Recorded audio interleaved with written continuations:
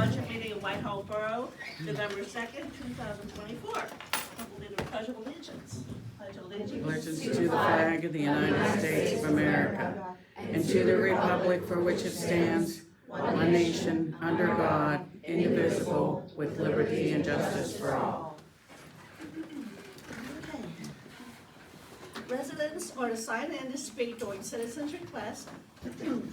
Excuse me. Speakers are allotted 3 minutes to present their initial comments. All meetings will be recorded auditorily and visually. And please silence your phones. Thank you. Roll call, please, Ms. Wertz. Ms. Book, Here. Mrs. DePew, Here. Mrs. Iker, here. Mr. Lucetti, here. Mrs. Thomas, here. Mr. Soborowski is here. Mr. D. Here. Mayor Nowak will not be joining us. Mr. Furman. Here. And neither will Mr. Russmichael. Just here. Your forum. All right, thank you, Ms. Wertz. You're welcome. Okay, citizens' requests. Do we have any citizens' requests?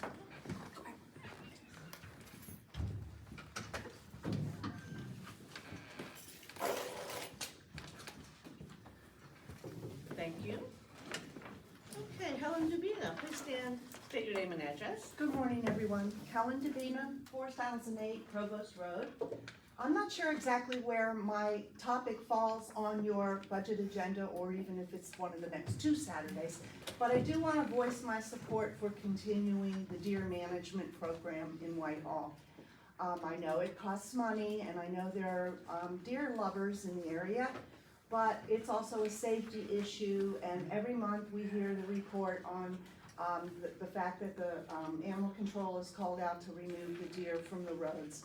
And we're told not to plant plants deer like, but they don't read the list, and they come after the plants that are supposed to be resistant. So I do want to voice my support for that, and thank you for the past couple years of it. All right, thank you. Okay, that's all we have as requests. So, excuse me. As you see from the agenda provided, we have a lot of information to review today and the following 2 Saturdays. We have presentations by our borough departments, and I ask that you prepare your questions from today's presentation so you may present your questions at our next budget meeting, November 9th at 9 a.m. This procedure will enable everyone to review the information provided by each department and form your questions accordingly. This will keep our budget meetings organized and on point. As I said, there's a lot of information to be presented. So please be considerate and do not interrupt the presentations today. Okay, thank you. Now first we have our presentation by Paula Kelly from the library. Good morning. Do you have something this afternoon? Thank you. Morning, everybody. Good morning. Thanks for allowing me just a few moments of your time this morning. As you all know, after 27 years where it has been my honor to work and serve, I'll be retiring in January. And rather than end my comments to express my sincerest thanks and gratitude, I'd like to both begin and end that way. So right up front, thank you. Thank you for all the years of kindness, encouragement, and support. Over the course of my long career, I have often been asked whether libraries are still relevant and still necessary. And while I try to be non-judgmental, I'm usually doing a little internal head shaking and eye rolling, because invariably the folks that ask that question are the same folks that have spent little to no time in a modern public library. Libraries' persistent ability to ever adapt to our history's changing times have kept us vital, and I would argue more vital now than ever. And in this time, fraught with what feels like endless divisiveness and disruption, the library is an unparalleled public space that's committed to community inclusiveness, community health, and community well-being. The reasons folks visit our Whitehall Library are as diverse as the community itself. The past year, we replaced all of our PCs and upgraded our Wi-Fi, and there is no better place to connect.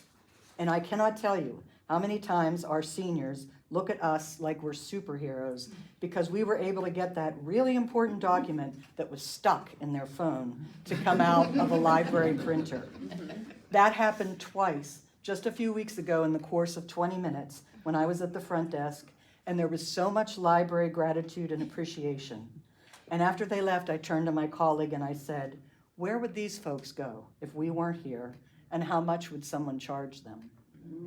You can now come to the library for notary services, come to the library to get your Connect card, come to the library to learn about history, share a meal, share a story, share a card game. Come to the library for a safe space, a quiet space, a comfortable space. Come to the library to feel welcome, seen, and heard. And yes, please come to the library to borrow books and other resources, because we still do that too. And if you choose not to come in, we're still here. We're connected by a library card to every student in the district. We visit schools, preschools, daycare centers, senior centers. We now have little free libraries in the parks, along with dedicated resident volunteers who manage them for us. Our reach is extensive and comprehensive and continues to grow. We do more than build community. The Whitehall Library is community. I'm incredibly proud of this library and our service to the public, but we couldn't do it without your support. The legacy of strong local support we receive enables us to provide gold standard resources, services, programs, and staff, and you only need to spend some time with us upstairs to see the value of that legacy played out. So thank you. Thank you for listening to me preach all things library for the past 15 years, and for really hearing the message as demonstrated by your strong support. Thank you. And, oh, thanks. The 2025 budget process was gratefully a very straightforward one this year. Revenue increases amount to $10,000 attributable to increased RAD funds, increased donations, and increase in fundraising dollars. This additional revenue will go to offset inflation-related costs associated with office supplies, resources for books, processing, and additional cost of living related adjustments to staff salaries. Overall, these changes reflect a library budget that is 1% higher than the 2024 budget, and the library requests no increase from the borough. We ask for flat funding in the amount of $446,585. And with respect to facility issues, first and foremost, thank you for the recently acquired on-site storage. We will be able to transition materials from our now unnecessary fee-based storage unit, as well as the overcrowded areas within the library itself. It's greatly appreciated and will save us money. And it also proves true the age-old adage that good things come to those who wait. Beyond that, it is a consideration towards the same challenges I've mentioned in years past and that everyone is well aware of, namely challenges around poor lighting, especially in the community room, as well as unreliable air conditioning and heating. And finally, in hindsight, as I prepare to transition from my job here, I would also think it beneficial for borough administration to meet with the library director once or twice a year to discuss any issues, concerns, triumphs, or challenges. I think that this would prove useful to all parties involved and that it should happen annually and not just a one-time orientation exercise for a new library director. Courtney and I work very successfully together, and I think it's important that those kinds of healthy work relationships are maintained and continued. Just my 2 cents. And as always, for the last time, thank you for your time and your consideration. I just have to say, I can't let you go without, everyone that knows our Whitehall Library knows you. You are the gold standard. Thank you. You and your staff, all the money, all the fundraising you've done for the library, gone above and beyond. You're recognized nationally, not just around the Commonwealth. You leave a lot of accomplishment and pride, and we thank you very much. I thank you, Linda.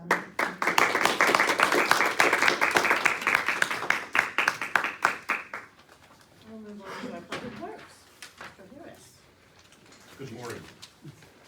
Thank you for the time today. I know everybody has a busy schedule.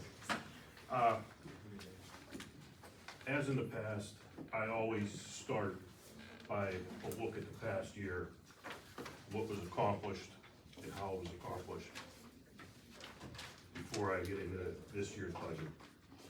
First and foremost, last December, something happened in our department that's never happened before. We lost a member due to a heart attack. That put us in a different place that we're not used to being in. But the guys in Public Works, and I tell them this almost daily, what makes them, our department, what it is our men. Everybody pulled together, Courtney and I worked together. It took a little bit of time, but we feel we have a good replacement on staff now to move forward. When we were down a man, it was probably 6 months out of the year that we were one person short. All the men stepped up, pulled in, made all the work get done in a timely manner. And Courtney and I went through the processes of hiring. As I said, we have a good man online now. He's learning the Whitehall way since he came from Upper St. Clair. Right now, his biggest function is learning his salt run and our snow removal process. And all the other things we throw at him, and he's handled perfect. I'd like to thank Jackie. She come on board this year. I feel this has been one of the smoothest budget processes that we've gone through since I've been boss of Public Works, between Jackie, Alyssa, Courtney. It was an easy process. We sat down earlier than ever before. I think we started some of the budget in August, September. And we pretty much ironed things out. My second person, Dave Porter, needs a lot of credit given his way. Dave's one of our idea men. I try to make sure our day-to-day functions go properly. And Dave always pulls me aside and says, what do you think about this? Or what do you think about this? Then we come to Courtney and hasn't really said no. To be fair, they don't say no to me either. Well, you're the boss. No, this past year, some of the notable accomplishments I would like to bring forward. At the beginning of last year, we replaced all the Welcome to Whitehall signs, which looked nice. Thanks to this book with beating up sponsors or whatever you want to call them.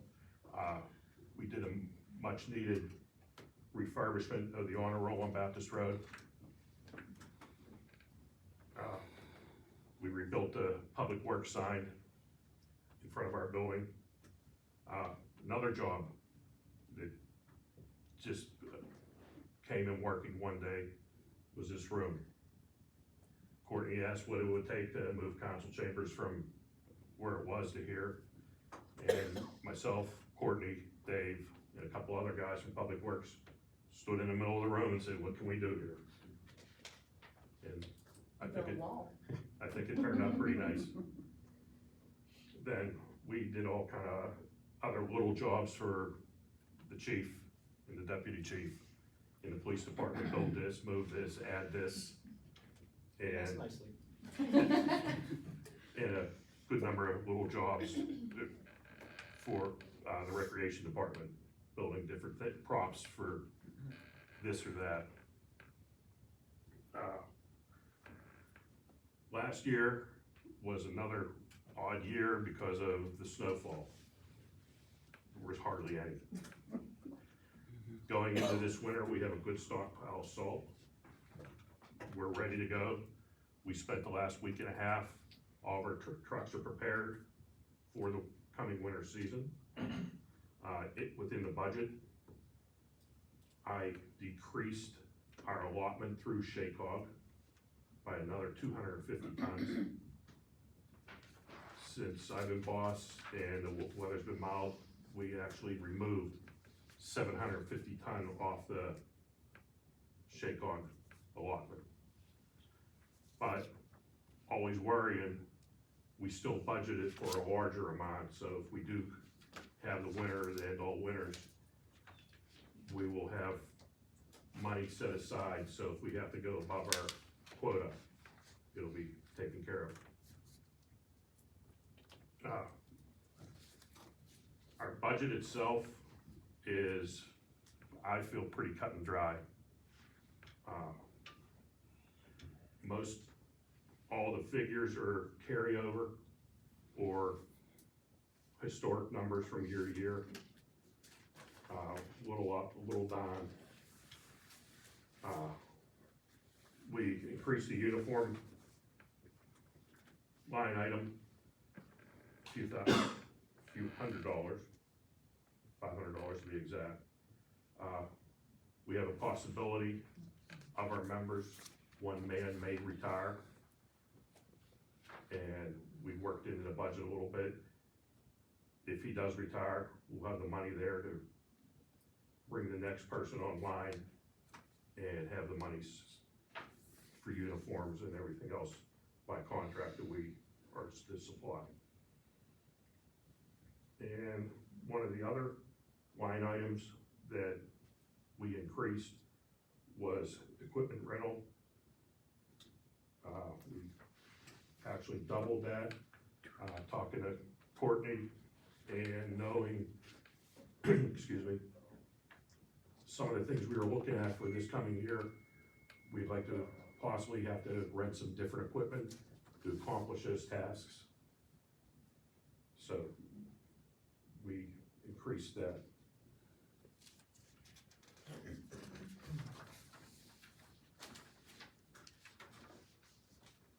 And as I said, the cost for the salt in the 2024 budget was $190,000. This year we proposed $165,000. Excuse me. And as I said, most every other line item is just a historical number. Within the capital end of the budget, we do have 2 pickup trucks on order. We ordered those mid-August with a delivery date sometime in January. We got them at the same price as last year's trucks. We got it in before the model year changed and all the price increases. I'd like to thank the council for seeing fit to do that. Also in the budget, we placed for, I believe, $28,000 to replace our lawn equipment. Our lawn equipment is 5 years old and it's starting to show its age. And we were set up on a 5-year replacement schedule on that equipment also when we first started cutting the lawn. And we found out last week, I believe it was almost a year and a half ago, we submitted a grant for a wood chipper for different projects that Courtney, the chief, myself, seen coming down the road. We wrote the grant for the wood chipper because we thought it was a good piece of equipment. And it was a piece of equipment that we tried to get somebody else to pay for instead of it coming out of the normal budget. Courtney says you'll see that in the budget also, just as more of a pass-through because the state money will come in and it just has to be shown in the budget. And that'll come under capital. We had previously thought we were unsuccessful in that grant, because it had taken so long for them to get back to us. The first time we applied for that grant for the backhoe purchase, I put the application in, it seemed like we had a check the next week. We had heard nothing on this, so I went ahead and submitted our 2024 LSA grant applications and was a bit confused when I first got the email, but no, we did receive that, so that's on deck for next year, and it's timely because the guys actually just rented a wood chipper for about $1,000 for what? A day and a half. A day and a half. So, it's certainly some cost savings that we'll see on equipment rental, so we're very excited about that. That's sums up Dave. You have anything you'd like to add also? Not really, sir. No. Council have any questions Yeah, for Eric? Eric, I got a question. What do you think my question is? Please, sir. I support it. Is this, equipment rental anything to do with leaf pickup? No, sir. It's a small machine. Okay. What is it? What is the rental you got? Well, I know a couple times we have some jobs looking at, replacing the lighting on the stage area at Brennan Plaza. Okay. So we have a lift there, to get a lift. We're also looking into replacing all, 3 of the heaters at Public Works. We're gonna have a lift there. We had a machine this past season for a week, for cutting back brush in the parks. That was quite costly. We'd like to have the machine for a little bit more time. And one thing, I'd like to, for council to know, the good working relationships we have with some of our vendors. We rented the machine to cut the brush, and it was a fairly large machine. We had no way to move it from park to park. And I was able to contact Gio from Roto-Rooter Services, who does work for the borough. And they actually come out, loaded the machine up from Prospect Park and brought it over to this location for us. So that's a costly machine that we'd like to have here maybe a little longer next year. So we increased the funding for that. I'm good with the lease, trust me. I need the exercise anyway. I still support the idea of having more leaves. Or tell me when you're coming around to clean out the street and the gutter, and I will, I mean, Half our council was in leaf territory. I know. leaves. Any other questions for council? Yes, I do. Yes, I do. So, we did clarify that this was a small machine, so I assume that there is a special other line item elsewhere in the budget for the, equipment that we get from Shaycog, right, Bill? I'm sorry, could you? When we participate in a timeshare relationship with Shaycog, Okay. this isn't the $10,000 No, of that. No, That's right. elsewhere in the budget. Right. Yes. Do you know where that is, Bill? Right. Sanitary sewer. Okay, makes sense. Great. Now, as you know, I am the chair of the Public Works Committee, and I very much look forward to participating in some other committee next year.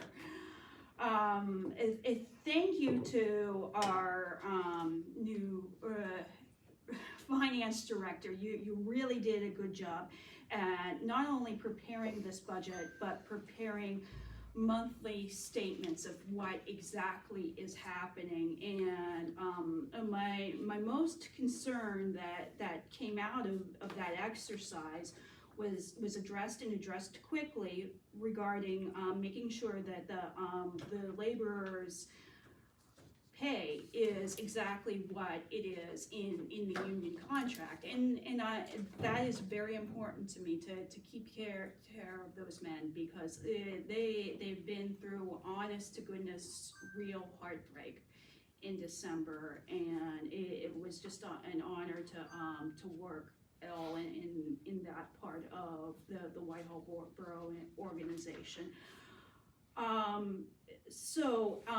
As historically it has been, the salaries of the laborers and even the superintendent have been somewhat subsidized by the sanitary budget. Do I anticipate to see the same amount of percentages to be in the sanitary Yes, budget? salaries are split between the general fund and the sanitary sewer, to the extent of 20% for the public works supervisor, 20% for the labor foreman, and then the cost of 2 full laborers is put in the sanitary sewer budget.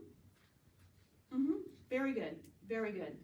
So, that is, really the first and foremost, of my concern about that. I look forward to seeing the sanitary budget to make sure, because what I'm going to do is, I see the historical, month-to-month, values, and I know that somebody is on the probationary pay, and to anticipate that to be up, and I do want to definitely honor your request, Mr. Harris, to have, an additional person on board while, the person who's interested in retiring, would have some time for some knowledge transfer there, because I feel that that's very valuable. So I'm gonna make sure that there's adequate funding for that. So definitely thank you for letting me know about that. Thank you for letting me know that there is, that the trucks were in the capital budget, because I was already hoping on that. But for the existing diesel truck that we had, decided to outright replace and put on, the list for sale, did it successfully sell? We're in the process of. We're in the completing process of arrangements. completing that sale right now. Okay, so there is a buyer. Yes, Oh, that's fantastic news. Do we foresee also selling off the, 2 replacement trucks or 1 replacement truck? yes, after the new trucks are delivered and on the road, Mm-hmm. the 2 trucks that they are being replaced, they are replacing, will be put on the municipal auction, like we just sold the last truck. And if council sees fit also, the old lawn equipment will also be advertised on municipal. Associated. About the lawn equipment, I would really hope that you could reach out to the school district and the, Baldwin Borough, because they recently, made some sort of investment in some lawn equipment that can also take care of the, baseball grounds. And, I think that it would be, definitely a good thing, considering that our maintenance of our fields, to make sure that they are salt lit. I know that there are definitely some stormwater challenges around, just about all of our baseball diamonds. But, I also know, as a graduate of Baldwin High School, that they've also historically had, these types of challenges at the Baldwin High School. So perhaps, some sort of knowledge transfer could be productive out of, that lawn equipment conversations, because it's been a real, literally game changer, pun intended, for them to, very quickly and very efficiently make sure that, the entire field is indeed maintained. And, that's really fantastic news about the wood chipper as well. I did see that there was, some money for, tree maintenance. Do you wanna talk about that? Yes, some of the trees that we remove within the borough, the department itself will handle. Other trees that are beyond our capabilities or our equipment, we contract out. We put the money in for emergency purposes also. If a tree comes down, we can't handle it, or we need help, we call in the professionals. Courtney had a meeting with the Shade Tree Commission. Instead of just going around planting new trees everywhere, the Shade Tree Commission has taken a more look at what we have now and better maintenance to those trees. Some of which I know that we, as a department, will not be able to handle. Mm-hmm. So we will be bringing in a professional to do that work also. And we're meeting with the Shade Tree Commission in January to discuss a hazardous tree program. I briefly mentioned this before, but we've been very reactive in our tree maintenance. Unfortunately, we have a lot of older trees that, 2 instances this year in parks, at Union Park and Prospect, that came down. Thank goodness no one was there, but could have been really dangerous, and we'd like to be more proactive in that maintenance. And John and the Shade Tree have graciously, they have an idea and they know what they're doing, so we're gonna talk with them in January, make a bit of a game plan for the year. We also are going to look at pruning the trees in Brennan Plaza. That was on the Shade Tree Commission's list of priorities. So we're working together, collaborating, and making a game plan for not just next year, but future years to really address everything in the borough, so we're all on the same page. Yeah, that's good. I thought she would be here to, Yeah, talk shop, but we're really looking forward to that collaboration next year. that's a great idea, just like anything else, be proactive before a problem happens that you know that can occur. So, Yes, because I'm sure that everybody wants to save every tree, but sometimes you do have to take care of dangerous trees, and everybody respects that, of course. And it would really be a good thing for the wood chipper to come in so that we can recycle and repurpose these trees that we have, because the borough continues to need a lot of mulch in our parks and public grounds. My last question is concerning the pool. It was a fantastic collaboration between the fire company and Public Works regarding the clean out of this pool, and at unbelievable time. I just wanted to commend you both for making that happen. I see that only $2,000 was spent. Again, an amazing amount of work was done with that sort of collaboration, and I'm eternally grateful for that, as are the residents. So I just wanted to give you both a good shout out about that. But it does seem a little low. Because I can foresee perhaps us having a more difficult time, considering that we decided to not get a pool cover in time for this winter. I can foresee it there being some more landscaping issues that might need to be done. And I know this is a really small thing, but did the shower curtains in the pool get fixed? They'll be fixed for the start of next season. Okay, so they can't be fixed in 2024. Why? The bathhouse is full of this furniture. Okay.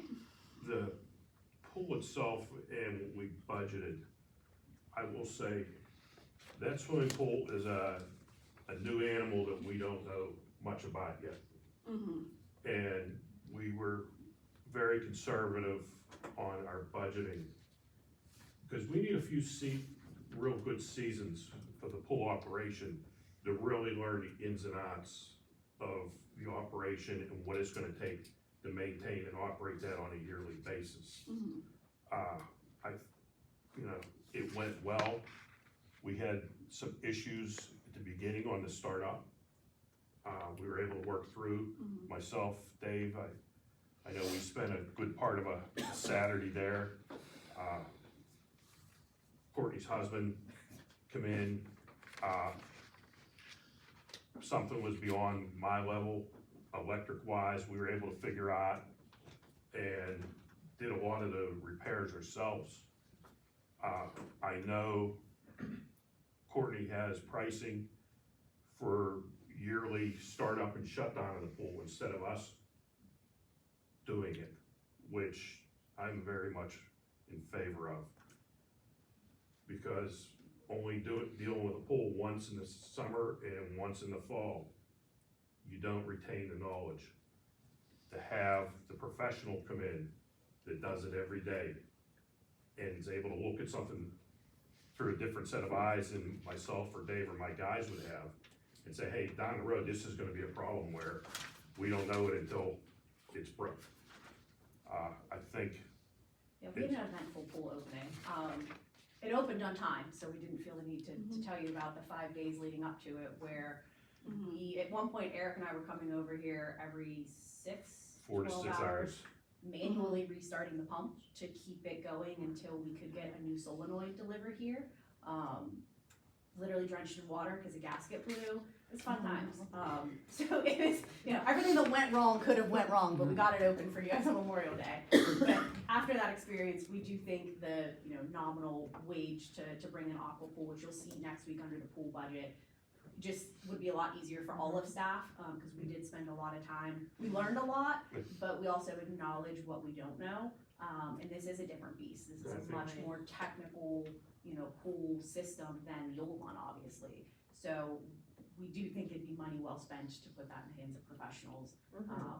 Not that we couldn't do it, but it was certainly, you know, we were here, I think 20, 25 hours over a weekend, just working through, and we called in a lot of favors, but it all came out wonderfully, but we do think going forward that it's best to leave And that. thanks to Bill too, because he donated his time and expertise. It's helpful to be married to an automation specialist.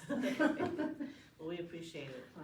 Between the school district. Yes, The school district also, we had a fantastic contact there that came over, and really did us a solid favor, brought a big wrench. So it was, so yes, having those working relationships That's really right. came in handy, and that was a testament to it. yes, I had no idea how broad the collaboration was, but miracles were done, so I wanna thank everyone involved. I do believe and agree that it's prudent to get pool specialists for the pool opening, so that, because I would like to have a counter ask that Public Works would focus on the opening of the bathhouse and the opening of the, other restrooms in our other parks, that we had a little bit of a challenge, due to, weather situations, to make sure that things were open by April 1st. But if we continue to have seasonably warm weather, it would be my hope that we would have our restrooms open on April 1st. Okay. Any council members have any questions for Eric? No? Well, thanks so much for everything. Also Dave and all your crew. You know, like that's when you stated, you know, you do a great job. We do appreciate it. Okay. Move on now to revenues. Thank you, Ms. Book.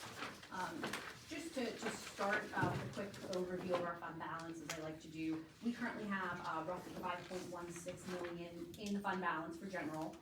We require about 2 million of that, you know, to operate through the first quarter of the year until the tax revenues do start coming in. It does preclude us from having to get tax anticipation notes, and I believe Mrs. DePew was really at the forefront of this years ago. And it's been wonderful. So of that, what is left, there's about, at the end of this year, there will be $575,000 that has already been allocated to the Whitehall Fire Company for their truck fund. So that's where they will stand at year end. And then jumping into the revenue side. Revenue taxes or real estate taxes are certainly in a state of flux due to the ongoing assessment appeals at the county. We've touched on this briefly in previous meetings, but we are projecting shortfalls in 2024 of about $165,000. That's broken down. That's $136,000 in current real estate tax collection, and we have a tax collection rate of 97%. These are straight from the tax collector, by the way. We just met with Kelly 2 weeks ago, so these are very, very concrete numbers. And we're also coming up about 30,000 short in delinquent taxes. So the latest data from Kelly, the tax collector, puts the borough's total assessed value at 13 million less this year in 2024 than it was in 2023. So that equates to roughly $63,000 less in revenue, plus on the expenditure side, we did refund over $200,000 for current and prior year real estate taxes, which was obviously far more than the $30,000 that we had budgeted. The largest refunds of that were South Hill Square Retirement. They appealed 3 tax years, totaling almost $150,000 in refunds. Wayman Associates appealed 2 tax years at almost $5,000 each, and Cassidy Village also appealed 2 tax years for almost $10,000 each. So, that being said, you know, revenues line item is reliant on millage math, like I like to call it, the assessed value times the millage rate. We are only responsible for a portion of that formula, the millage rate. The other part, the assessed value, is all done in Allegheny County. And that's really just been challenging to manage, well, not even manage, to respond to, as you can see. So the sum of all of this is that the total real estate taxes are down about $1.50 for 2024. So on that note, as we met with Kelly recently, we put together a spreadsheet for you here of where the 2024 valuations and the collectibles are. We ran the numbers on what had been previously discussed last year of a $500,000 increase as well as a $250,000 increase based on this new total assessed value of the community. So due to these assessment changes at the county, that previously $500,000 increase will come up about $165,000 short of where we had originally planned to be for revenues. The $250,000 would get us closer to that number. So that's just for you guys to sit and review. I know it's a lot of math, it's a lot of changes, but we did want to be upfront that that's where revenues stand on the real estate side, real estate tax side. Any questions on that? I can jump into the Act 511. I do. I would hope that the county be very cooperative with the borough regarding what their plans are for reassessment, because it's going to shape everybody. And I do appreciate that's going to mean extra time for the borough manager, the finance manager, and our tax collector to help us rebalance, since there are a lot of unknowns. I will definitely take this recommendation into consideration as we continue on with these proceedings. For the Grove Point townhomes, will there be, there's more stages, correct? So maybe next year our tax, we might collect more? There's a phase 2 currently being built. Those come online generally at a lower price, and then they're almost always automatically reassessed. I don't know if the county is doing that themselves or the school district is often the one to appeal assessments in this area. The borough does not. There goes through an addition and exoneration process that the tax collector does, but it takes time and is a bit delayed.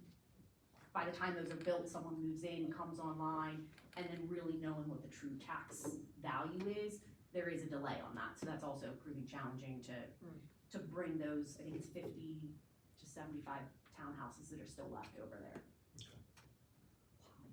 Any other questions? Courtney on this? Okay. So then moving to the EIT side, still remains a really stable revenue source for us. EIT isn't fully realized until early next year, with collections being accrued in March, but they're trending well for 2024. Interestingly, EIT for previous years came in over what we had budgeted. Don't really have an explanation for that, just thought that was an interesting tidbit to point out there. Local service tax collections are coming in over budget as well, close to the historical trends that we've seen. And then jumping down to license and permits, mechanical devices are still under there. That has been the amusement devices that I know the police department and planning and zoning department have really worked well together to manage that, to permit that, to inspect those annually. So that revenue has doubled from previously budgeted, but I feel that that's a really stable number now that we have a good handle on the process across departments. So we think that that's a solid number to budget going forward for 2025. Now jumping to license and permits. Just a quick question, I'm sorry. I just wanted to note, due to the gradual increase with the earned income tax, and it happens to be larger than the real estate tax by a great deal. Is there some sort of monitoring of the tipping point of when it makes sense to rely more on earned income tax? Because we do have a considerable amount of renters in the borough. And I would even argue that renters are the fastest increasing type of housing situation that we have in this borough. Therefore, not only does earned income tax matter, it matters a great deal, considering that it continues to be something that is a very sustainable way of collecting taxation, especially since it wasn't even 5 years ago that the taxes were increased. Okay, this is the 5-year anniversary.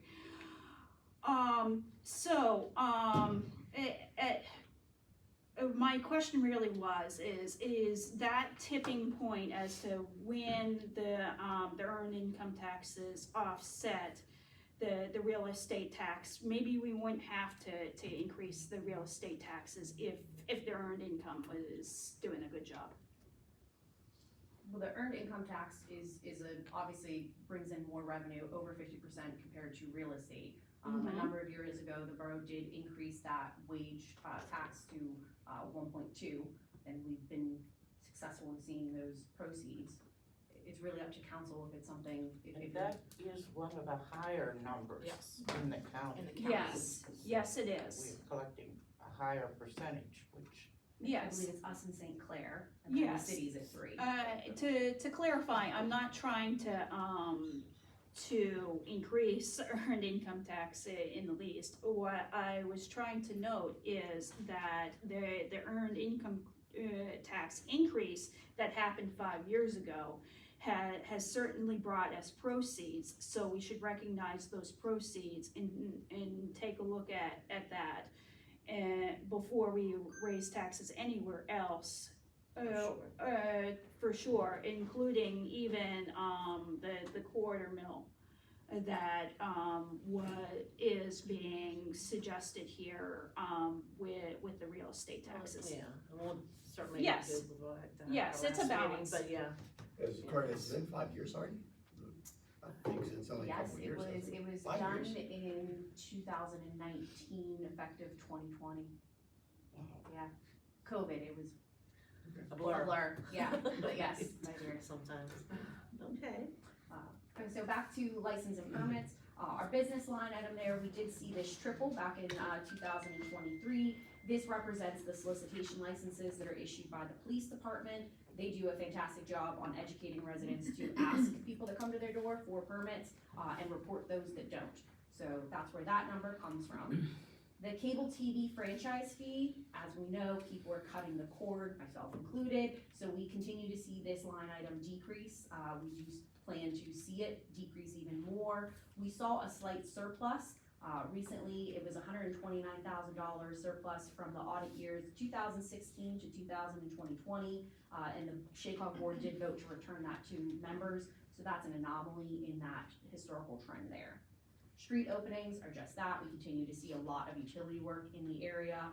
The latest stat that I got from Roxanne this week was 37 permits this year alone. Then jumping down to zoning hearing board fees, 2023 was an anomaly with only 2 appeal filed, but historical trends in the past 10 years, we do feel that the $1,000 proposed there is sufficient.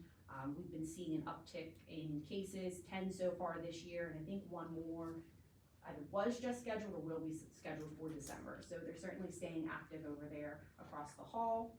Building permits, Grove Point Phase 2 does continue, but a lot of these revenues here from 2024 were actually broken down from 63 in-house permits and 87 BIU permits. So that's what we have for license and permits. Fines and forfeitures are pretty self-explanatory. A lot more of this is the police department, a DUI court costs, motor vehicle, police ordinance, and then state police fines. They are just historical numbers for the most part there. Jumping down to interest and rents, we continue to really benefit from these increased interest rates, particularly over at Pliget. We're still seeing upwards of the 5% range there and taking full advantage. As you see, we came in almost $100,000 over what we had projected for interest alone, which is fantastic. But I caution you that, just 4 years ago, we were only seeing $3,600 in that line item. So it's passive revenue, but it's certainly not something that's stable or that I would count on. It's not gonna go up. Correct, it's going down, in fact. We really benefited from that in 2024. Also the ARPA funds that we had for Overlook Park, that was $1.3 million in the bank that we were gaining interest on. Obviously, that park is now open. I think we have one more payout coming up on Wednesday for that. So that's a significant amount of money, no longer sitting in the bank, that we can passively earn money on. But for now, it's holding true, so we will benefit from our fund balance and making money where we can. The storm water fund also has its own interest that has been impressively accruing. Is that also included? Yes, our money, that's where we put the bulk of our fund balances, because the rates are better than West Banco. Yes, okay, great. I did not know if there was any contractual obligation with that, but that's fantastic news. Great. Moving on to the radio tower rent, that is contractual, we did renew that in 2022, that does not expire until 2040, excuse me. Moving on to intergovernmental revenue, a number of these are other government sources. The public utility realty tax is PERTA, that's a historical number. The state aid from the Commonwealth, we saw an increase in that formula in 2024. We're budgeting conservatively for 2025 there, but that is based on fire and casualty insurance policies sold in Pennsylvania by outside companies.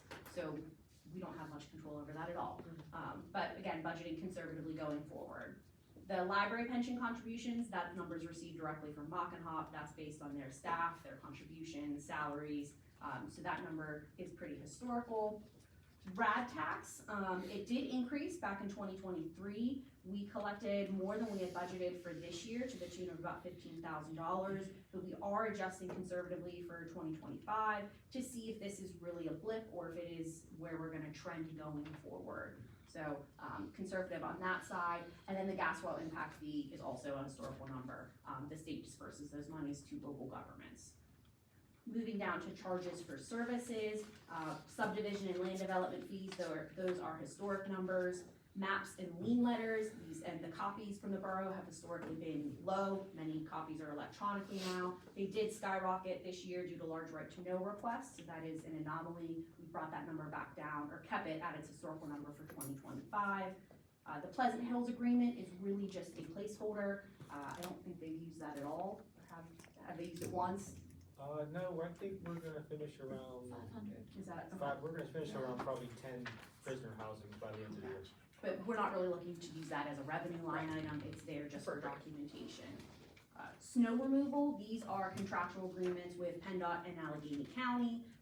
Those numbers are just reflected in the current contracts that we have for them to the tune of about $19,000 for PennDOT and $3,600 for Allegheny County. Pool revenues. Hugely successful sophomore season, as we've discussed. Our conservative estimates for 2024 completely blown out of the water in the best way possible. The daily admissions were based on our 2023 attendance when the pool was free for everyone. And while this line came in under budget, we attribute it to more residents buying passes versus paying the daily admission, and you do see that in the pool tag sales, and how much more we brought in on that line item there. Down to lessons as far as the water aerobics and the water Zumba, which was new. We have officially put water Zumba in there as an additional line item.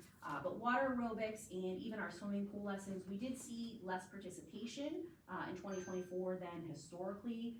Unclear if that's going to be the trend. We do have non-resident rates for the swimming pool and water aerobics. So we're gonna watch those numbers over the next few seasons and see if we can see some type of trend come out of there. But both water aerobics and water Zumba proved to be extremely popular. We got so much great feedback on the instructor, Evelyn. The patrons really enjoyed it from what we can hear. So great additions to our pool programming up there. Private parties, also interesting. We had some cancellations in 2024, and we had more family parties versus organized groups like PTOs and youth sports organizations that pay a little more than the family rate. So those numbers came in a little low this year, and they're simply based on the number of Sundays in a pool season. Guest passes, again, was a number that was based on 2023 sales, but again, hugely popular sophomore season. We saw residents come back repeatedly wanting to bring their friends, bring more friends, bring them regularly. So those sales were more than double what we had anticipated. And we think that that line item is gonna continue to be a popular amenity that residents want to use to show off their pool to their family and friends. Rec board revenue, continue to outpace expenses for the recreation programming that Hannah does. She'll talk about this much more in depth next week, but when comparing our expenses this year to our revenues this year, programming netted almost $10,000 profit for the borough. So she has done a fantastic job of, offering free services where she can, making money where it's appropriate, and really putting that all back into new programming for the residents. So we've adjusted these numbers accordingly for 2025. Contributions and donations. Regular donations are received from some groups that use the community room, but the bulk of this item for 2024 was actually a carryover from the honor roll grant that we had received in 2023. There was about 1,300 of that carried over to the 2024 numbers, so that's why that is larger than historical. I love hearing, excuse me, about more families in our borough utilizing the pool. I mean, Yes. it's great to make money, and the organizations provide more of that, but it's so nice to have the families in our borough Yeah. enjoying it. We hear nothing I but love hearing that. positive. That's Our great. pool management, Hannah and I meet with them at the end of the season for a debrief, and we really talk about everything, good, bad, what they're seeing. Suggestions. Yeah, suggestions, what they're seeing anecdotally, and it is amazing the demographics of the borough, how they've changed, and Yeah. our pool management has been with us for quite some time, so they really have a good grasp on how the old pool functioned and who attended and utilized that amenity, and how this new pool is just attracting so many more people, which is fantastic that we're able to offer that amenity that just continues to prove really popular. Yeah, that's great. Moving down to our other revenue line items, health, employee health contributions, that came in slightly over the 2024 budget, but the 2025 number that we're projecting is more historic. Sale of general fixed assets, this line item used to reflect when we sold the police and public works vehicles historically. That's why you'll see for the 2024 projected, that 2,500 or 25,000, excuse me. The bulk of that is from the truck that we are in the process of getting the paperwork to the highest bidder. That netted us $24,600 for selling the public works truck, which is actually almost $6,000 more than we had anticipated. Say that again, how much was it for the public works truck sale? $24,600. That's a wonderful. So again, we're waiting to hear from the bidder and make those final arrangements, but that's what we're anticipating or projecting out for the remainder of 2024. Great. The additional monies there are just scrap metal sales, which are very widely. Our dividends for workers' comp and property casualty, budget conservative as always, they do vary from year to year. And then the PIMIC distributions is a new line item. I'm gonna let Jackie explain a little more what that is, as it relates to the police health insurance plan. So PIMIC historically, PIMIC has provided a program where you could apply for a portion of surplus distributions. They've changed their program for 2025, where all members will be given a loyalty credit. So they have a set amount, and for 2025, it is $34.36 per member employee will be returned to the municipality or to the agency. So we are anticipating a loyalty credit distribution of $790.28. This is the new program, so this will be a program that they do every year based on their surplus. They also provide distributions of overages. In previous years, these were returned to the line item.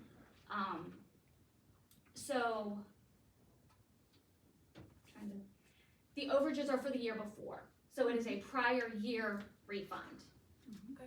when you apply them to the expense line item of this year, it's distorting our numbers on what we're actually spending. So those numbers will now go into the distribution line item as well here, but those are based on usage and claims, so there's no way to forecast how much that distribution will be until after the end of the year. No, all right, just one small question about the service charges. Would the park, permit fees be a part of, where does it get intermingled with the pool, or is that something separate that I somehow missed? Park permits. The park permits? Oh, I'm sorry. Yes. Park rental permits are placed into the recreation program fees because the rental is a program fee. Okay, great, thank you for clarifying. And then the way that the calendar fell this year, we have not, well, Jackie started reconciling October yesterday.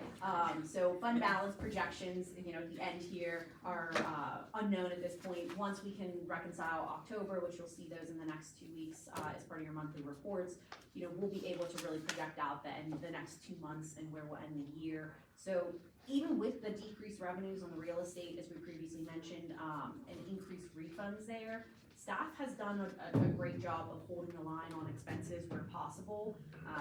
Just some quick highlights here of just the budgets that you're seeing today. This is not overall, but just a summary of where we're at for today. Every department came in under budget, what you'll see here for 2024. The two that came in over budget, administration, and that is because of the tax refunds to the tune of $95, almost $100,000. And then planning and zoning did come over about 10 for 2024, and we'll talk about that coming up, but that's really attributed to some legal cases that, you know, we could not have planned for. So, not a bad job across the board, but we will know more data as we reconcile October and can project out the last two. But then a new line item, I'm also gonna turn this over to Jackie, refund prior year expenditures. Jackie really came in and right off the bat has found great success in just cleaning up and getting us money that we are owed, by following up on invoices and seeking payment for past due invoices from previous years. And she's done that to the tune of $45,000 already, so. Great job. Yeah. Congratulations, yes, wonderful. So I don't know if you want to say anything more on that, but it just kudos to her that really just cleaning up things and really, you know, getting us the money that we are owed, have been owed, and we continue to stay on top of that. And we'll talk about some new line items that you'll see over in administration. Okay. With that, we can move to administration. So the salaries here reflect the historical 3% increase, subject to adjustment later. We haven't talked about this on the non-uniform pension costs. You'll see those line items look a little different across the departments. And Jackie has allocated those in a more appropriate manner across the board on a per unit basis, which I will let her explain what per unit that is. But in this budget here for administration, but across the board, this is the formula that she was able to use. You want to elaborate on that? So the MMO is the minimum municipal obligation is what we attribute to these line items. State pension aid is provided to us on a per unit basis. So we receive so much money per employee, per unit.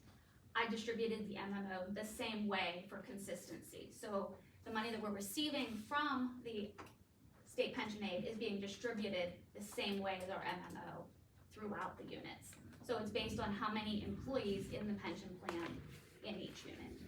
Previously, they had been unallocated, is what Vince had called the line item, so it was correct, but this definitely is a more transparent, breaking it down, how much each departments are costing us. So something we're doing on our end, just cleaning things up, being consistent, so wanted to explain that. And then moving down to overtime line item was over budget in 2024. That was due to a back pay issue. It was owed to employees due to an incorrect calculation. It has been in AccuFund, I think, since we moved to AccuFund over a decade ago. When we moved to the new AccuFund cloud-based system, Jackie again did notice that discrepancy, we were able to catch it, so this is what we were legally obligated to, pay and back pay. Yeah. But the number going forward in 2025 is a more, accurate number. Moving down to finance, here the finance director's salary is also, a portion of it is also paid out of the sanitary sewer fund. We use a 15% of wages that are shown there, the rest is shown here in administration. We did have a number of employees, in the position that changed health plans from single to family, so you'll see some overages on a couple of those items, but we have budgeted appropriately for 2025. Again, the non-uniform allocation on a per unit basis is there. The audit expense numbers are contractual. We're in the middle of a 3-year agreement for those. And then credit card transaction fees, payments by credit cards are continuing to prove to be a really popular amenity for residents across departments. So we've adjusted our budget for 2025 and increased that to $4,000. Moving down to tax. I'm sorry, was there a question? No, Oh, okay. Didn't want to Excuse cut me. you off, yeah. Moving down to tax collection, again, real estate taxes are just in a huge state of flux because of the ongoing appeals at the county. Appeals and refunds, they do continue. The common level ratio continues to decline, it appears, and property owners continue to appeal their assessments for current and prior years. So you will see that we have the overage there on property tax refunds for both prior and current. Excluding the large refunds that I've mentioned previously, those handful of large commercial properties that appealed and received large tax refunds. Assuming those are outliers and removing them from the equation, it does appear that the trend is about $15,000 for prior and $15,000 for current. So we did stick with those numbers for 2025, but again, this piece really is dictated by Allegheny County and the assessment appeal process. So we're trying to watch the trends, but it's very challenging for us to project what, if anything, they or the courts will do. Moving over to legal services, retainer remains at $9,000. There was a typo there in the 2024 budget with that 96, but we've corrected it for the projected and for the proposed budget for 2025. Our legal services court cases, we have spent a significant amount. We're not over budget, but we did have a large number of cases this year. Specifically, we had 4 cases that pretty much accounted for half of that. Actuary costs are also assigned to this line item in case anyone was wondering where those went. Legal advertising, we've been able to adjust our plans for advertising with the South Hills Record only moving to once a month publishing. That was very challenging in the beginning because the alternative is the Post Gazette, which is almost 3 times as expensive depending on the day you're looking to run. So we've adjusted our planning and our bid schedules, and we've been able to hold that line. That being said, in the off chance we ever have to advertise in the Post Gazette, it is 3 times as expensive, and one bill there can, wipe out that $10,000. as everyone's aware, because I talked about it quite a few times, that bill, what we proposed for PSAB, Yeah, is so still sitting helpful. up there for 5 years now, to permit this mandate that can't be accomplished because there's no newspapers to accomplish it with. And we're paying 3 times as much as Courtney said. So we're after that, now the legislature's out until next year, so it's just know that here we go again, gotta start over again, it's been sitting there, so. But Yeah. we are very Frustration. fortunate that the Everyone record at least still publishes once That's, a month. that's right, that's good. But I dread the day if they were to ever go away, because we would really have to evaluate, our advertising costs A and how we question would on do that, because I believe that the parent company is Tribune Review. Is the rate of Tribune Review for Tribune Review's sake a little bit more reasonable comparison to the Post Gazette? It is, but their advertising schedule is not as generous as the Post Gazette. Yeah. Good question. Okay, thank you. Keep pushing that bill. Yeah. Moving down to general expenses, our office supplies, we've been working over the past 2 budget seasons to really better allocate these across the departments to show who's using what. Previously, a lot of it just got lumped into general admin, so we've done a fantastic job of that by implementing a new ordering system on the staff end. Everything now runs through Alyssa, so she can track those departments, get those figures directly to Jackie, and then they're allocated appropriately within the department budgets. And we've really worked hard to shop around because everything is getting more expensive. Not just on office supplies, on the building side as well for cleaning. And we do what we can, we shop around, but that is the cost of doing business. Moving now to printing and postage, we brought the Borough Magazine and other communications fully in-house, as you guys know, and are seeing a huge savings there. I mean, our printing costs alone are, down to about just under $17,000, where we previously been paying upwards of 25, 26 just a few years ago. So that continues to be a huge savings, much thanks to Alyssa for taking on that part of doing the layout, getting all of those together. Postage is postage, we get the bulk rates, but they do go up. So being cognizant of that, I think we have budgeted appropriately for 2025. We're hoping to see printing costs go down again or more in the future, but this is our first year of doing all these publications fully in-house for the first year. So we'd like to give ourselves some grace on that, but we continue to see money savings there. Publications line item, you'll see that has increased over the years, but that represents our MailChimp costs, which is our monthly email newsletter. For those of you that don't subscribe, please do. It continues to be one of our most effective tools in the communication plan. We have almost 1,500 subscribers and over 50% open rate.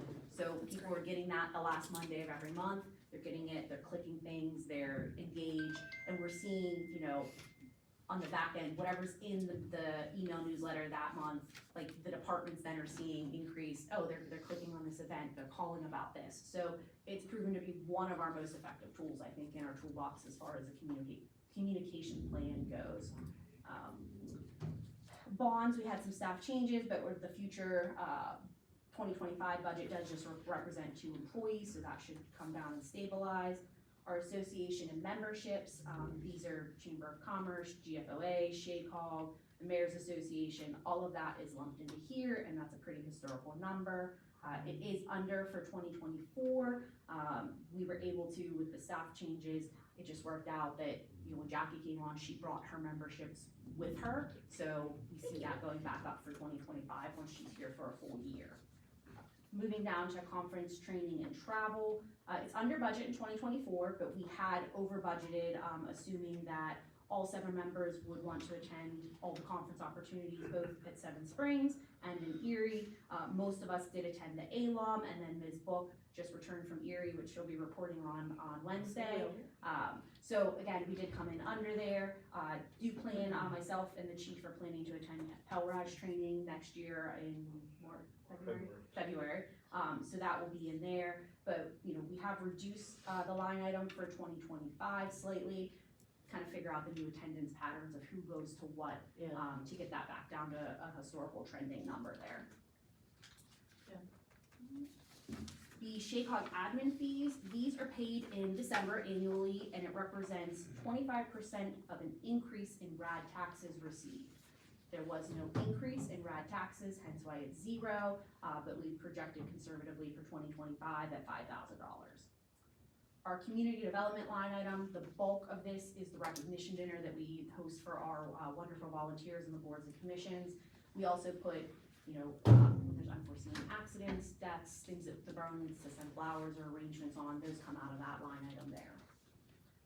IT services and supplies, contractual numbers with DEP, our new provider for IT that we have joined with the police department. We did migrate to the cloud-based Apkey Fund in 2024. We've been utilizing it to its full potential, which I really think that we have been underutilizing for quite some time now. We're actually looking forward to adding the HR function in 2025 to track timesheets compared to the old school binder, pen and paper system that we have now. Jackie can talk a little more on how that change will take effect the second paycheck of 2025. First pay is we're able to do it. So it's been, Jackie can speak to the program itself, but we really benefited greatly from moving to this cloud-based system. So we're seeing increased costs on our maintenance contracts, because that's where that is going. It is a little more expensive for this cloud-based service, but I think we're getting much more bang for our buck on it. Also under that line item is our copier agreements with administration and police department partnered last year, if you recall, to do a joint contract with Doing Better Business and drastically reduce our copy costs there. So one went down, one went up, call it a wash. Capital purchase, the $400 that we're projecting to spend for 2024 is actually a scanner, which I think we just ordered. Jackie is going to start scanning the invoices into AccuFund, so they are electronic with the electronic data we already have in there. We will still obviously retain the paper copies, but that small $400 purchase I think is gonna really be great moving forward. But we've budgeted for 2025 at the historical $1,000 in case things like this come up, things break.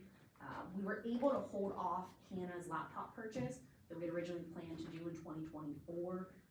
We're now gonna do that in 2025, which will be the bulk of that $1,000 that's budgeted, and should cover all of her needs for a new laptop up there. On the engineering side, retainer remains the same. Engineering services, you'll see for 2024, we were slightly over.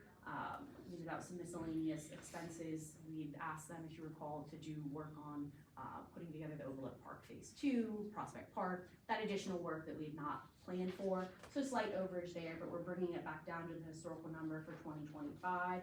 And then we're also adding a new line. I'll let Jackie explain this. This ties into her, being able to get us the money due on overdue invoices, and a lot of it comes from engineering fees. So I'll let you elaborate on what that line item represents. Currently, anything that we pay for engineering fees, whether it's reimbursable to us, where we would bill NVR or Penco, any of those for the expenses, currently all of our payments have been coming out of engineering services here.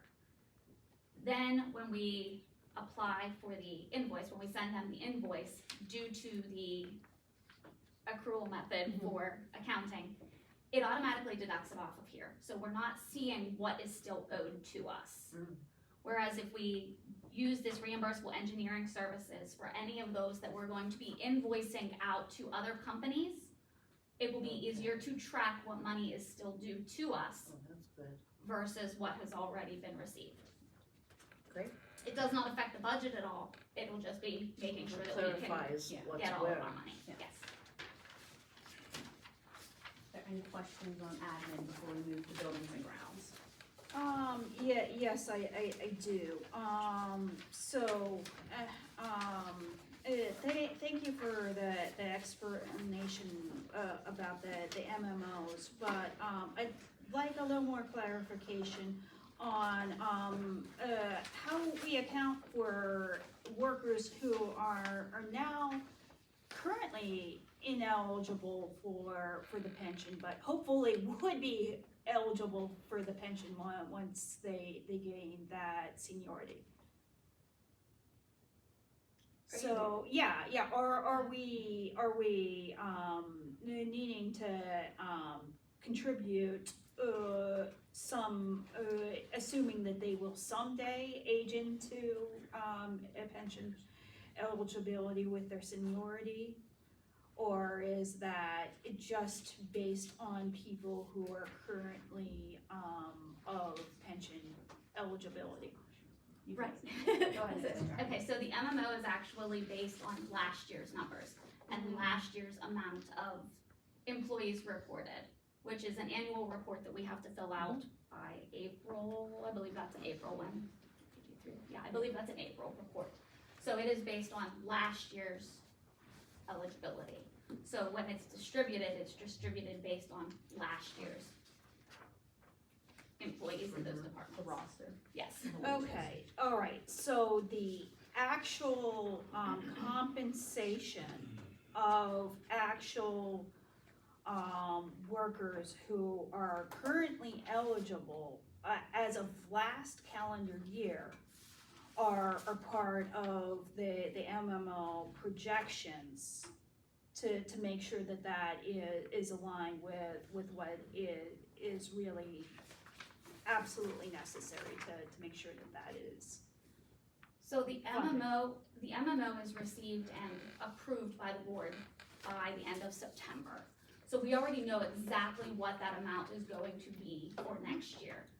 So that is what is distributed based on the current year's number. This year's numbers is what's going to affect next year's. Yeah, yeah. So it's this year's numbers, that's how it's distributed. Mhm. Okay, thank you for explaining that. Thanks, Jackie.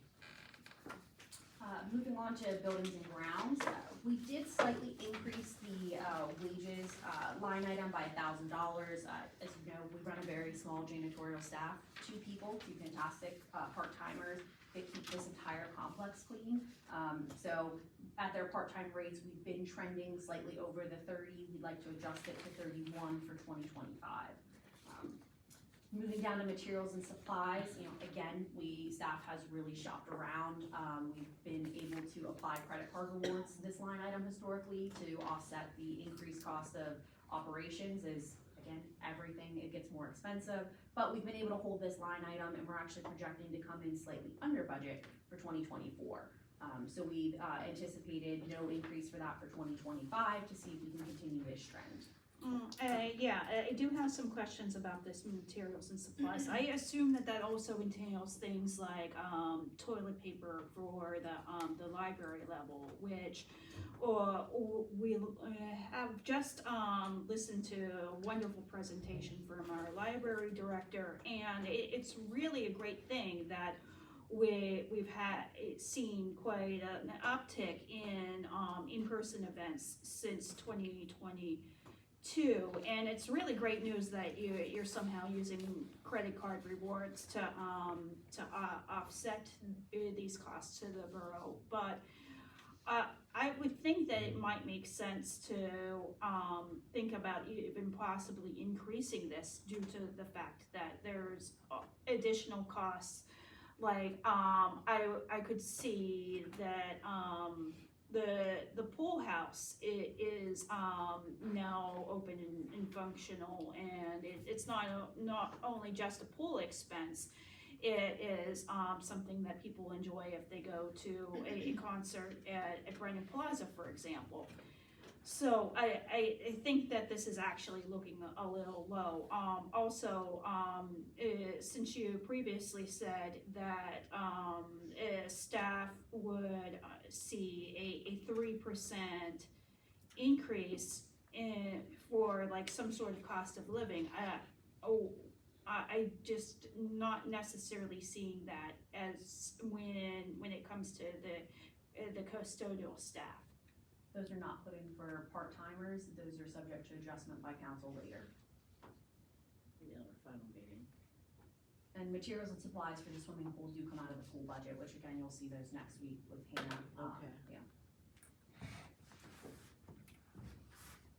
Good. Just wanted to touch base on a couple in-house projects that we're looking to utilize, materials and supplies for outside of cleaning supplies. As Eric mentioned earlier, new heaters down at Public Works need some replacement TLC. We've talked with our representatives at MRTSA about some upgrades, minor upgrades that could be done at Station 1, which we do own, paint, carpet, like a new bathroom fixture, nothing too crazy, but we do plan to do that for them. We continue to work on our plan for the old council chambers to get that into a better place that the Historical Society and the library can use that space for their needs. The safe here does need some TLC and some paint. It's been a while. So these are all just minor in-house projects that the guys are able to complete for us without contracting out. Eric also mentioned wanting to replace the light fixtures up at Brennan Plaza, changing those to LED. But that, depending on where things fall, that will either come out of this buildings and grounds or the parks budget. Unclear the extent of that yet, but it's on our radar. And then lastly, I did want to follow up on Mr. Fratangelo, who had come to the last council meeting or 2 meetings ago, the gentleman that had proposed wanting to put Christmas lights. So we sat down earlier this week, and he has a great idea, putting lights, on 24 different telephone poles all throughout the borough. The price tag for that is about $10,000. So, in our conversation, he understood that was not a small ask like he was originally anticipating, but he did like not the telephone poles, the black light posts that we have coming up and down Borough Park Drive. I think there's 5 or 6 of them. If you recall, a few years ago, we got new vinyl banners that just sort of broke the Whitehall, have the flag. he would like to see a holiday version of that, or a seasonal Christmas version. So if that is something that council would like to entertain or work with, not for this year, obviously for next, pulling the old invoices for when we got those banners originally, it would be about $800 is what we had spent a few years ago, you know, assuming some slight increases, you know, maybe need $1,000, and I think that's being very generous. But if that's something that council is open to, and he would like to, you know, help choose a design or present options to you, that's where this would come from in this line item, if that's something council's open to. I have a random question about the light fixture, the poles coming up. Do those have any outlets? No. That's why, yeah, that was part of our conversation, that they would have to go on a telephone pole where the military banners are. And that requires getting permission from the telephone pole owners, Yes. which we have gotten for Yes. the military banners. Unclear if that permission would extend. Right. I'd have to go dig the list of when the guys went through years ago Yeah. and wrote I down remember the bell those. telephone, Pulling all of teeth. that. So after our conversation, Mr. Fratangelo understood that was a lot bigger of an ask than I think he originally anticipated, and as lovely as an idea as it is, I think maybe some seasonal banners would be more cost effective and appropriate. It'll look nice. What about pivoting his, instead of just doing telephone poles, putting lights up on the building? On the building itself, that's also something would most likely come out of this line item. I We've know talked he's about, really anxious to yeah. help, so. we've talked about that as a staff Yes. before. We've got an elf on staff down at Public Works that I think is itching to, Ooh. to do so. It really comes down to cost. Mhm. It's not something staff has ever like explicitly budgeted for. If we get to the end of the year and we see, you know, that we'll have a surplus, it's kind of then a discussion that we can have, which we do have we're projecting a slight surplus for this year. So it's certainly something we could look at maybe pricing out, get some sales, Black Friday, and get those materials, because it would be a lot of lights, certainly, and then slightly increase electricity costs going Right, forward. of But course. that's what this line item would represent. Okay, thank you. Thank you. So, I mean, is there, I guess, any objection to Mr. Fratangelo's idea of putting up a winter? I thought he was paying for this. I thought he was too. I think the price tag, the $10,000. The He's got 10,000 money. might We had a put him wonderful off a meeting, bit. and He's got all the money he needs. But that is something we'd like to entertain for next year for a seasonal banner. We can bring those, you know, some ideas to council for design approval, but it would come out of this budget, or this line item, excuse me. And then moving down to general expenses, these are general expenses, mostly utilities, telephone, our phone maintenance, our internet web hosting, we're projecting to come down a bit in 2025 as we, you know, did a full overhaul of our website a number of years ago, so this is a more accurate cost for this new website and its maintenance. Utility costs vary based on the rate changes at PUC, and they were certainly not as dramatic as we had anticipated for 2024, so that's good news. So we've budgeted, you know, we've carried those over to 2025 because it is challenging to really project that. But we did come in under budget on our major utilities. Like I said, the rates weren't as high as anticipated, but Jackie did a deep dive on our true historical numbers over the past 12 months. Assuming that those hold outside of a rate change, we feel comfortable with the numbers we have projected conservatively for 2025 there. Maintenance and repairs, we have come in slightly under budget. I certainly think that the admin maintenance agreements that we've moved to have kept our surprise costs down. That being said, the building is old, things break. You know, it's always nice to have that fund there for when those things break, they tend to be expensive.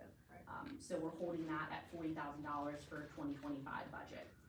Our contracted services as well, we're holding that at $15,000. That represents our fire safety, our generator costs. We did put the 3 storage units here in 2024, which is why that is slightly over budget. Typically, shredding costs also go here, but that has not occurred yet. So that could go even more over budget if we are able to do that before the end of the year. But we did break out the storage fees for off-site storage in its own line item for 2025, and that's at $2,400.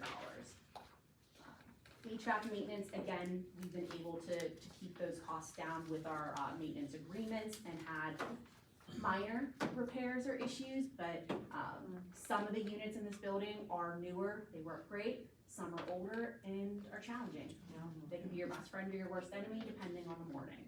So we've kept that line item at $30,000, and additionally with, industrial appraisal there, we held that as a historical number. We did do a full-blown appraisal in 2023, which accounts for that larger number that you're seeing there, close to $7,000, but return to normal for this year and projected for 2025.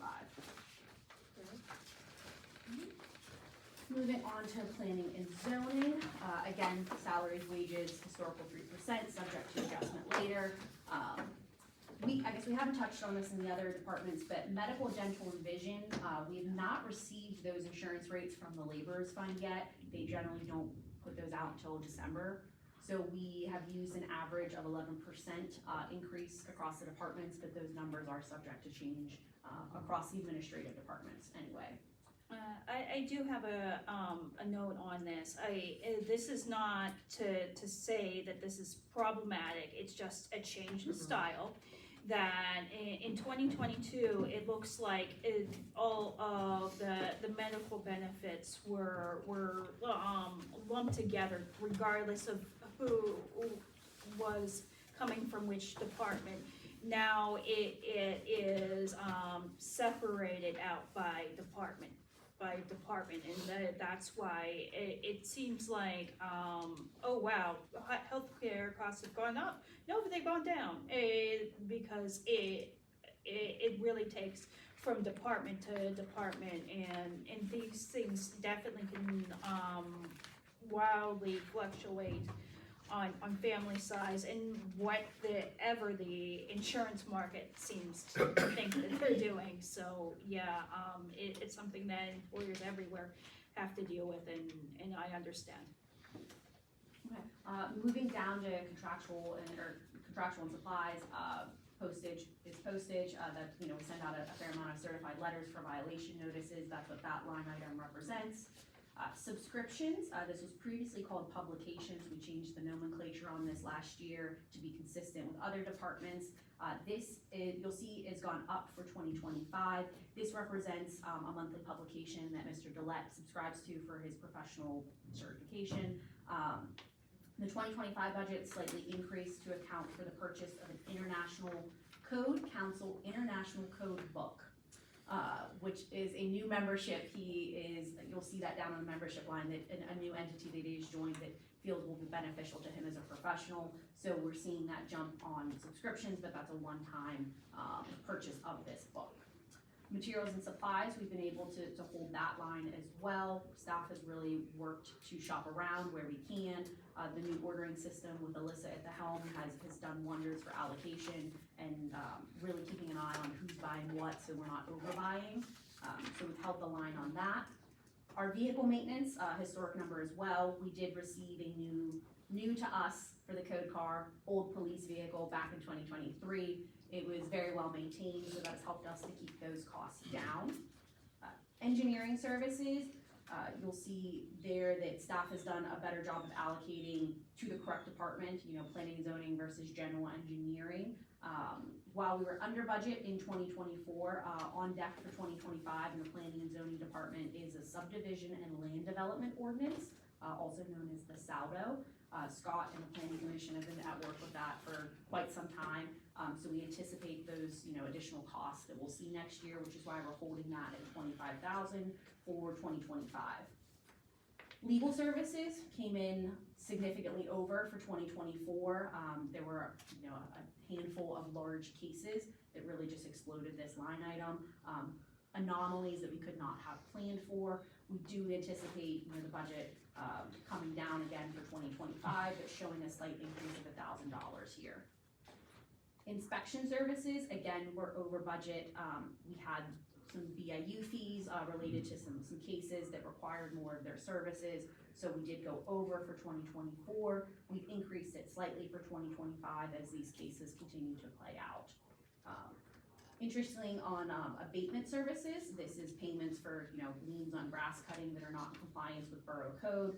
We did receive a large settlement in 2023, netting the borough about $1,000. So that's why you'll see that increase there historically. But better enforcement of these violations have actually led to less contracting out, less monies received, so smaller revenue, but for a good reason. Moving down to membership dues, we have increased that slightly, again, because Mr. Gillette would like to join this international code organization that he feels would be beneficial, for his professional work. GIS programs, this represents 3 licenses for the planning, zoning, and code office, that they utilized as we migrated to that, I think 3 years ago now. Really doing wonders. It's the same program that Public Works uses, the police department and emergency management have access to it as well, so that we're all seeing the same data, same layers. It's kept up to date by Gateway and been a really great, I think, move as far as softwares. Training and seminars, holding that, Mr. Gillette goes to his annual conference once a year, brings back a wealth of knowledge, so we hope to continue that. And then capital purchase, obviously that was increased in 2024 as all 3 individuals in the planning zoning department were due for computer upgrades, but we're reducing that to a historical number for 2025. Questions? Moving on through. Moving on to health and sanitation. These are contractual numbers. So you know that we just entered into a new contract with Shaycog, via Shaycog with Waste Management. You'll see that we're slightly over budget on the recycling services, as we did have a number of townhouse units that were unable to transition to the automated collection. So 147 units throughout the borough do remain at manual collection. Those 147 units are charged the manual rate versus the automated rate because they were unable to transition. But we were able to keep them manual, which works well for the residents. That was their preference as I reached out with the HOAs there. So hence why that line item is over budget.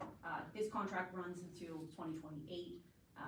So the adjustments and the increases for 2025 are contractual. The animal control budget came in slightly over by $3,500, and this is really just based on increased use of that service. And then deer management, again, slightly over by $500, but budgeting, I think those numbers are straight from the, yes, for 2025. Suburban Lot, thank you. So really a contractual department here. Can I, sorry. No, Unsure of where to interject this. I'm going to state that I don't really see that we're getting our value out of the deer management program. I know it's a $6,500 line item, which in comparison to a lot of other things is not a lot. I just don't know that we're seeing any type of numbers there, so I graciously ask that the rest of council think about it in that way as well. You mean not continuing the program? Not continuing the program. I don't know that historically the program has netted any type of impact in any considerable numbers year to year. And if we are being honest, if you're not culling enough year after year after year, you're not impacting the population of the deer. And so it's not making a difference when you're culling less than 20. Yeah, I think the chief, So- I think Lacey, the chief can answer that. I think it's kind of what we've got to go through a series of steps before we get to where we want to be. Am I right, chief? I think next year, at least a conversation for next year, we do have to talk about what the future direction of the deer management program is, because I agree with you that the numbers really have not reduced. No. However, what the $6,500 reflects is the volunteer archery program only. What the archers are seeing, because of the abundance of feed that is planted in the residential yards and also wildlife feeders and just the overall topography of the borough, the deer are staying in areas throughout the hunting season that the archers can't safely access. And that's not gonna change. Probably not. I mean, Yeah. we might have to look at other ways of calling the deer, which would be an increased cost. When you Yeah. look at some of these other possibilities with some other communities are doing, you know, if you come in and do a more robust program, you only have to do that maybe once every 4 to 5 years, and then you just maintain the archery program in the years in between. If this is something, if we wanna increase it, or add additional ways to control the herd, and we're not looking at completely eliminating it, because it's not possible and it's not ethical, but we should consider the benefits of reducing it from the standpoint, reducing motor vehicle accidents, reducing the number of animals that are showing up deceased in people's yards, and also by reducing the numbers is something that's more equitable for this size of the community. It actually improves the health of the herd. I hear you, Chief. But if we wanna do that, if we wanna look at other alternatives, we have to show what we're currently doing is not working. You have to kind of start little. I hear you on that. This is probably our 4th year in this program. Third. Third. This will be coming This is into our the third 3rd year. So this would be a trend then? Right. Yeah. I mean, and all the communities around us are seeing the same issues we are. You know, we have to figure out exactly what we need to do to reduce these numbers that are more acceptable for our residents, and most importantly, the actual animals that are here. Yeah, the whole point was to reduce them, and I don't see that that's happening, as Ms. No. Thomas put out there. I mean, that's the whole purpose, Yeah. to be effective, and it hasn't been. That's why I voted against it in the first place, so. All right, well, thanks for letting me put it out there. I appreciate There it. is, another option which is birth control, because what we have is, every single spring, we have new deer come in, and it does need to be a layered approach, because I do understand 2020, what we had is, we had less vehicles on the road, and we had more people staying home, and these trends have, now went back to what we had seen previously. However, the population is behaving differently, both the human and the deer population is behaving differently. So I would very much appreciate the numbers of how many deer deaths have we had on our roadways, because nobody wants that. Nobody wants that. Right now, I believe It we're benefits no around- one. We're around 100 deer removals Mm-hmm, for this year. mm-hmm. The challenge with motor vehicle accidents and getting a definitive number, not everybody calls when they hit the Oh, deer. yeah. Sometimes they continue driving and we just come across it. Or sometimes when we get a call about an animal that is deceased in the yard, that's a byproduct of somebody hitting it, not telling us, it running away, within a day or two, it ends up dying in the yard. I mean, I would safely say that the bulk of our deer removals probably are from motor vehicle accidents, but I can't really give you a conclusive number, because if they don't call and report it, we don't mark it as a traffic accident. But if you're driving down the road and we find a deer laying in the middle of Brownsville Road and there's no car around, we know it got hit. But for our reporting purposes, we can't list that as a motor You vehicle. can only list it when Okay, it's yes, called in. I respectfully request, the entire amount of deer deaths that you know of. They will be published That at the were end of not- the year. They're reported every month Okay. at the second council meeting during Yep. the animal control report. Yes. Yes, it would be good to have that aggregate over the calendar year. Thank you very much. Okay, Can we do an increased hunting season in Whitehall, or is that controlled by the state? That's controlled by the state. We actually, because we fall with, Allegheny County falls within a special regulatory area. It's already an expanded hunting season compared to what the rest of the state sees. We have an early season and we have a late season that comes in after Christmas. It runs through January. We do have a few more archers that are part of the program this year. I know one has been very successful. We won't know the actual numbers for everybody until the end of the season. So what's that going to the food bank? Where do they keep it? Some keep They it, have a choice. some have donated. Nothing goes to waste. Okay. Thank you. One more question about recycling. So there's, the Pennsylvania DEP, it does have something that they call Section 904, which is municipality grants for municipalities that recycle. And considering that we had, done things to make things easier for our residents to recycle by increasing the size, increasing the size of the toters, as well as increasing the amount of things that can be recycled, well, by re-adding the glass at least.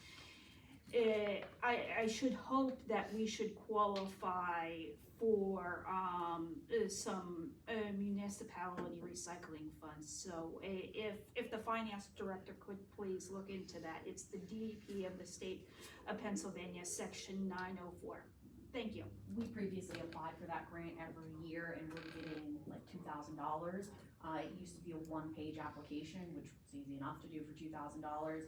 A number of years ago, it became a significantly larger packet and meant more for municipalities that didn't have recycling and were looking to implement it. And I think the last time I looked at it, it was like a 25 page grant application. And considering we were only getting about $2,000, you know, it really isn't worth the staff time to invest in that. We can take a look at it again, but it has changed to really be for something for municipalities that don't have any recycle and which we are well beyond that. So we'll take another look at it, but it was something that fell off a number of years ago because of the staff time that was needed for it and such a small amount of money that we were receiving.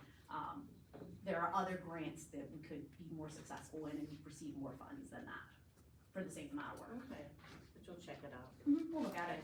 Thanks. Last but not least here, we got our insurance and benefits department. These numbers, well, most of them, I'll go through the list here. We have not gotten our formal policy renewals yet. They are working on those. So Jackie was using historical increases for them. So for property and liability, we used a 9% increase rate. This will also cover the additional molestation coverage that we added midterm 2023. That's roped into that line item now instead of a separate one. Our cyber policy runs until June. Based on when we started that, we used a 6% number for that. Workers' comp, I don't have the percentage that you used for that, or projected for that, I'm sorry. That number we have, and then we did a 7% increase. 7, okay. So that's what we used for that. I did, as of yesterday, get official numbers for public officials and the police officials, and they're not going to be the increase that we had proposed here for 2025. So for 2025, the public officials renewal that I received yesterday is for $22,625, and for the police, it is $40,950. So less increases than we had originally anticipated at 5 and 10% there. So we will update that for the final package. And then as these the underwriters get these insurance policies to me, we'll make final adjustments for those line items across the board there. And then moving down to retirees, we're not anticipating any retirements for 2025. But Jackie, I'll turn this over to you as far as the work that you did coming up with the deductibles and insurance numbers. Okay. Medical insurance deductibles are pretty cut and dry based on the plan and the level of plan that the retiree is on, sets the deductibles. We've seen an increase in usage by retirees of their insurance plan, which is to be expected. Yeah. So for 2025, we are attempting to budget the entire deductible amount, so that way we are prepared for those increased usage. Medical insurance, we had we actually received the numbers for the police in medical insurance. We only had a 2.2% increase in that. That medical insurance also covers their dental and their vision insurance as well. The dental went up this year, so that's where we're seeing an increase there, even though between the medical insurance and the vision is where the increases come in. Okay. Historically, the insurance for the library Yes, Mhm. shown. was shown in this line item. So when numbers were increased by percentage, that was increased as well, even though that was reimbursed to us. So that's where you're seeing where we came in under budget on that medical insurance line item. We just allocated it to its Yes, appropriate department. Yeah. thank you. Okay. And then the SHACOG that you mentioned, that new line item there, the cooperative group term life insurance, the two SHACOG employees are on the borough's life insurance plan. They have been historically, it's a pass-through item, they do pay us for that, and then we pay for the policy, but we did add a line there to account for it, and then the retirement life insurance is a historic number there. And that concludes this budget meeting. I do have some follow-up questions that I wasn't sure where they went. We had discussed getting, keeping the borough council emails, I would presume, and I do see that we continue to budget well for that. Is that under the IT services, or is that under the hosting of the actual? IT services. IT services, great. And, the labor of the domain name migration that we had talked about, because we're gonna go to Whitehall, Borough, BRO, .gov, and instead of the .org, and, I was wondering if those, costs of actually making sure that that's implemented were at all considered. That just comes off our service agreement where we share service hours between administration and the police for Dennis's time. Okay, so that's just a regular part of the package, great. What about the implementation of the council streaming hardware? Because I know that we purchased the hardware some months ago, and it's unclear as to when that will be installed, working out the kinks of what that really means when Teams is turned on for the streaming portion of that. Where does that sit to make sure that this is a smooth transition? The project itself is under capital improvements. It's the council chamber upgrades. The equipment has been ordered, and tentatively the week of November 11th, we're gonna have IT and David Davis on site for install. For David Davis, you said, Yes. was the name of the contractor. Okay. Okay. Any other questions? Okay. Well, thanks, everybody, and a reminder that tonight you're gonna fall back your clocks, get an extra hour of sleep. Motion to, before everyone starts moving. I know, just wanna make my reminder. Thanks, Linda. I believe Okay. Bill's motion, is there a second? Second. Motion made, second, all in favor, say aye. Aye. We're Officially opposed? adjourned. Motion Thank you. carries. Meeting adjourned at 10:55. Please having